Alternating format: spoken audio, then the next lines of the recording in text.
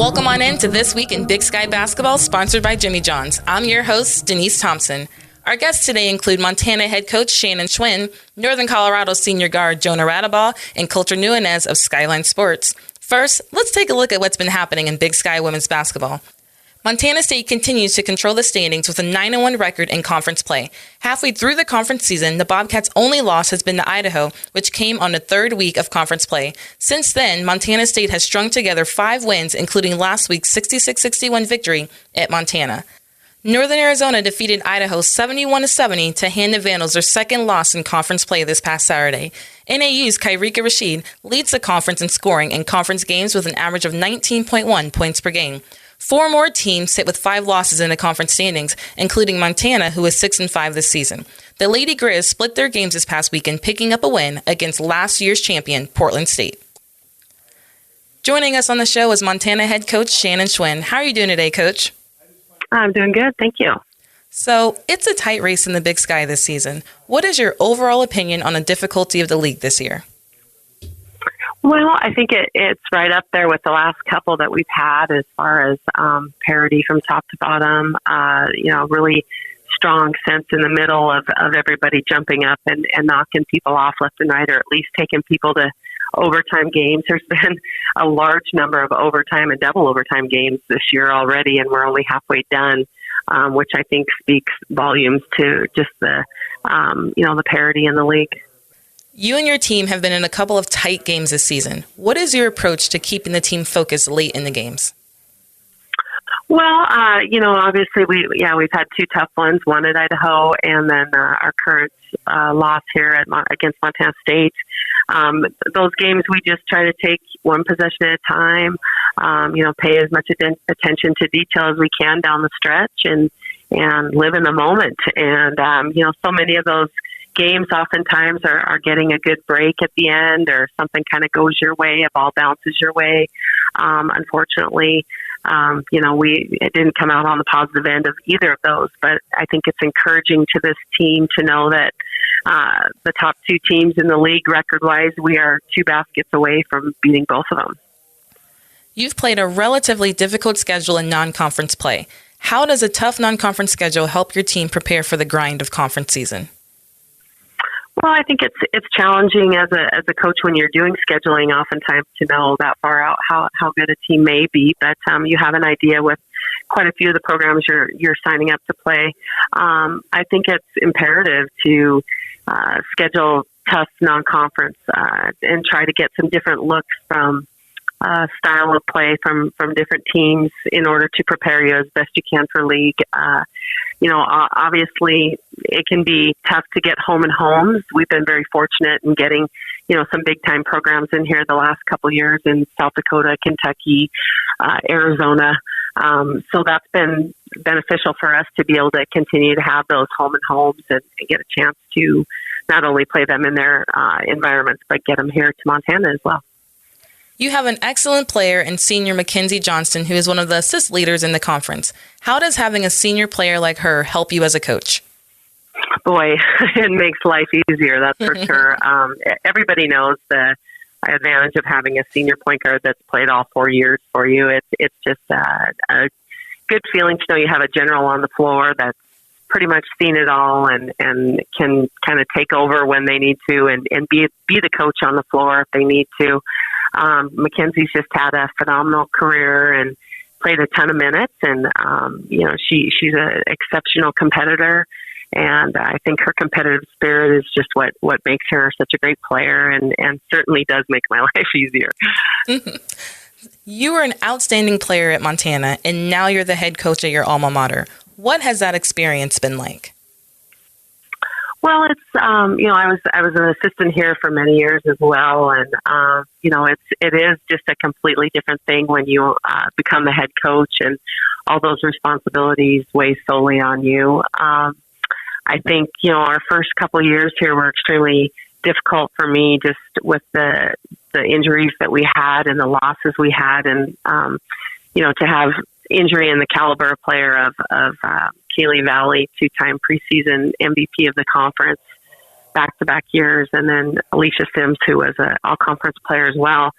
losing those two both seasons made it extremely difficult for us. We didn't get to number one replace them with anybody, and just being left with a hole like that was difficult to fill early on in the season. And then just the following year, coupled with all the guard injuries we had, so that part was extremely challenging. I don't think in all my years as an assistant with Rob, other than maybe one season, did I ever face anything like that. Just being absolutely depleted with, potentially your 3-4 best kids. So that part was new and challenging. I've enjoyed, the opportunity to try to, build relationships with these kids and challenge them and connect with them. And that part has been extremely rewarding to watch some of these young ladies grow and move through the process of becoming a collegiate graduate and a student athlete and weighing all those things together. And it's been an experience. What was your reaction when you found out that you were being inducted into the inaugural Big Sky Hall of Fame? Oh, well, first of all, surprised. I mean, there's some great company in there. I have followed a lot of those names and stories, some on TV. The NAU runner, I think, is just one of the most fascinating stories I've ever heard. And then, of course, Robin, my mentor. That's an honor to be inducted in the same class with him. And just so many of those. My husband, coached track here at Montana, so I did follow some of those track athletes throughout their careers as well. So just an overwhelming experience to be mentioned in the same breath with those types of athletes. Well, thank you so much for joining us on the show, Shannon, and good luck this week and the rest of the season. Thank you very much. Appreciate it. Thank you. We'll take a short break, then we'll be back with Northern Colorado's Jonah Radebaugh and discuss what's been going on in Big Sky men's hoops. That's all coming up when we return on This Week in Big Sky Basketball. Need a hotel for work or just a night away? With over 50 hotels open and more on the way, we want to be your home away from home. My Place Hotels is proud to be the official hotel of the Big Sky Conference. Welcome back to This Week in Big Sky Basketball. I'm your host, Denise Thompson. The 2020 Big Sky Men's Basketball Championships presented by My Place Hotels are back in Boise, Idaho this March. Visit BigSkyInBoise.com to purchase tickets and to get hotel information. The Big Sky Conference will take over Boise March 9th through the 14th, and we want to see you there. Now, let's take a look at what's happening in Big Sky Men's Basketball. Eastern Washington took over the top spot in the standings last week as the Eagles pushed their win streak to 6 games to move to 8-2 in Big Sky play. Jacob Davison averaged 20 points on the week to lead Eastern Washington to road wins over Sacramento State and Northern Arizona. Montana slipped to second place in the Big Sky, following a 7-point defeat at Portland State as the Grizz dropped their second straight. Montana rebounded 2 days later with a 14-point home win over rival Montana State in the Brawl of the Wild to move to a half game back of Eastern Washington at 8-3. In the Beehive State, Weber State upended Southern Utah down in Cedar City for the upset win before the Thunderbirds ended the week with a victory over Idaho State. Idaho snapped a 6-game skid Monday with a road win over Sacramento State. Northern Arizona pushed its win streak to 5 games with a win over Idaho before falling to first-place Eastern Washington on Monday in Flagstaff. Northern Colorado took care of Idaho State and Weber State at home to improve to 7-3 in the Big Sky, with Jonah Radebaugh averaging over 20 points per game. We now welcome in UNC senior guard Jonah Radebaugh. Jonah, how are you doing today? I'm good. How are you? I'm doing pretty good. So you're coming off 2 big wins over Idaho State and Weber State last weekend at home. What's special about this team this year to have you guys contending for a conference title? I think it's just we love playing with each other, and we don't have any secret agendas or guys just trying to get theirs. I think we all just, that's what all of us want, to win a conference title. So we're all just playing together with one goal, the same goal. And we're all just working really hard for it right now. You're a 2-time Big Sky Defensive Player of the Year, but you've also moved into more of a scoring role this year, ranking in the top 10 in the league with 16 points per game. What's that been like for you being a big contributor for your team? I liked it a lot. I kind of gave up my role or my love for scoring when I started my Defensive Player of the Year runs or whatever. But getting back into it, it's been so much fun for me. I love the way I play. Sometimes just getting to play like that, it's so much fun. And being able to do that and play defense at the same time has been kind of a challenge that I've tried to welcome and take on this year. So I'm just having fun with it right now, just trying to do the best I can every single night at doing both on both ends of the floor. You lost not only one of the Big Sky's all-time best scorers in Jordan Davis last year, but a big leader for the Bears. What has it been like for you moving into his role and leading the team this year? I'm kind of just trying to take on that leadership role that Jordan had. Me and Jordan are really good friends. I talk to him almost every day, and he kind of stays in my ear about being a leader with the guys, and I just try and lead by example and lead with some words sometimes. That's what Jordan was really good at, was leading with words and by example last year. So I'm just trying to do everything that he wants to do, maybe even try and do it a little bit better, and just trying to have everybody all on the same track, all with the same goal right now. You're a fifth-year senior for the Bears. What are your future aspirations once you finish your time there in Northern Colorado? Well, obviously, I'd love to play at the next level, whether that be like the NBA or overseas somewhere. So I'd love to do that, and love to play for as long as I can, and then come back and teach physical education somewhere in the state of Colorado. So, Jonah, you arguably have the best hair in the Big Sky with your classic mullet. When did you get this style, and what made you decide on it? I've had it since about 8th grade. I used to get like a really short haircut, and then one day I wanted a mohawk, so I got that, and then after that was over, I just started growing it out. And one of my older brothers, I don't know if he was serious or if it was a joke, but he just told me, you should try and get a mullet. And I was like, well, I mean, I'm tired of the short hair, so I'll give it a try. So I got it one time, and I've kind of just liked it ever since, and it kind of fits me, I think, and everyone else likes it. And so I mean, it's my thing now. I just kind of kept it ever since then, and been growing on it, changing it every now and again, and it's kind of just my thing now. So, well, all right. We appreciate you and your mullet, Jonah. Thank you so much for joining us on the show today, and best of luck the rest of the season. Thank you so much. Thanks for having me. That's Northern Colorado's senior guard, Jonah Radebaugh. When we come back, we'll preview the big week ahead in Big Sky Conference. We'll also have a visit from Colter Nuanez of Skyline Sports, and we'll know where you can find the Big Sky games on TV this weekend. Stay with us. You're listening to This Week in Big Sky Basketball. Dinner's great. It's one of your top 3 favorite meals. You just don't want to have to make it. Well, with Jimmy John's, you don't have to. Whether you live in a sandwich delivery zone or head into the store, you can always get a freaky fresh sandwich. Click to order at jimmyjohns.com. Welcome back to the final segment of this week's episode of This Week in Big Sky Basketball. I'm Denise Thompson. The Big Sky Conference airs all of its live stream sporting events on Pluto TV for free, including up to 700 football, men's and women's basketball, volleyball, and selected soccer, softball, and track and field events. Watch online at www.plutotv or download the app. All Big Sky basketballs can be seen on Watch Big Sky and Pluto TV. In men's action this week, the top 2 teams square off as Montana hosts Eastern Washington on Thursday in a highly anticipated matchup, while Montana State welcomes in Idaho. Eastern Washington then plays host to Montana State on Saturday, while Montana heads to Idaho. Idaho State and Weber State host Northern Arizona and Sacramento State, with the Wildcats and Hornets Thursday game being featured as the 11 sports game of the week. Northern Colorado and Southern Utah square off in Cedar City before each team hosts Portland State to conclude the week. The top 2 teams will also face off on the women's side as Idaho hosts first-place Montana State in Moscow. The Bobcats then play host to Eastern Washington, while Montana travels to Cheney to face the Eagles before hosting Idaho. Northern Arizona looks to stay hot as the Lumberjacks and Sacramento State welcome in Idaho State and Weber State. Northern Colorado hosts Southern Utah before Portland State hosts the 2 schools to round out this week's action. All right, it's time to welcome in Colter Nuanez of Skyline Sports. Colter, how are you today? Very well. Thank you so much for having me.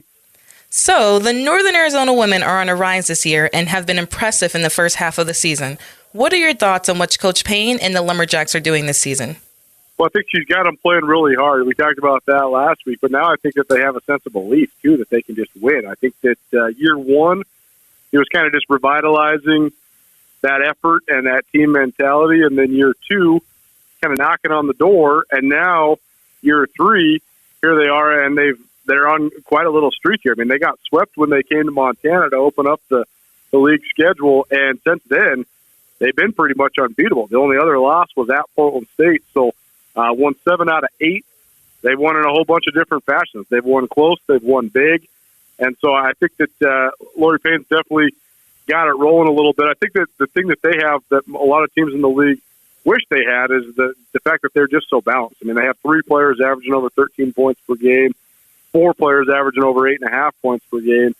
And I think that they just have really good chemistry. And I mean, I think Karika Rashid is a great athlete, a really tough matchup in this league. I think J.C. Bailey's really turned the corner confidence-wise. She's shooting it really well. And you can see that in her recent Player of the Week honor. And I just think that they've really come together as a team. And I think that coming into this year in this league, like people expected Montana State and Idaho to be good. And I think that people probably expected Montana to take a step up. And I think people expected Portland State to still be right there after going to the NCAA tournament a year ago.